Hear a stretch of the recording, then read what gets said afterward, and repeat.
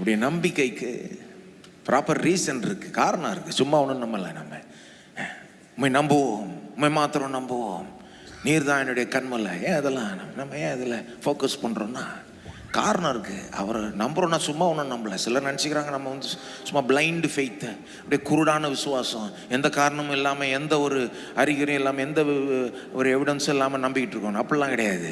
காரணம் இருக்குது, அஸ்திவாரம் இருக்குது. உயிரே கொடுத்துருக்காரு நமக்கு. பத்தாத காரணம் உயிரை கொடுத்த தேவனை நம்பாமல் வேற என்ன பண்ணுறது? எவ்வளோ காரணங்கள் இருக்குது. அவரை நம்புகிறோன்னா பல காரணங்கள் இருக்குது. சும்மா நம்பலை. நம்ம எந்த அளவுக்கு நம்ம பட்சத்தில் இருக்கிறார், எந்த அளவுக்கு நம்ம மேலே அக்கறை வச்சிருக்கிறார் என்பதை காண்பிக்கிறார். அவர் உயிரை கொடுத்து காண்பிக்கிறாரு. பிறகு வாக்குத்தத்தத்தை கொடுக்கிறாரு.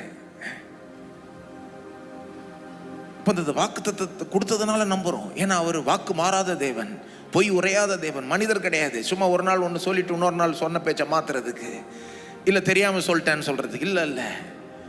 வாக்குத்தத்தத்தை கொடுத்தாருன்னா அவ்வளோதான், முடிஞ்சது. அதை ஒருபோதும் மாற்ற மாட்டார். நீங்கள் நம்பினீங்கன்னா அதை நிறைவேற்றியே தருவார். அப்படிப்பட்ட தெய்வம் இவர். இந்த மாதிரி காரணம் சொல்லிட்டே போகலாம். ஆனால் அந்த இதை பற்றி தான் பாட போகிறோம். அவர் வாக்கு மாறாத தேவன், சொன்ன சொல்லை காப்பாற்றும் தெய்வம்.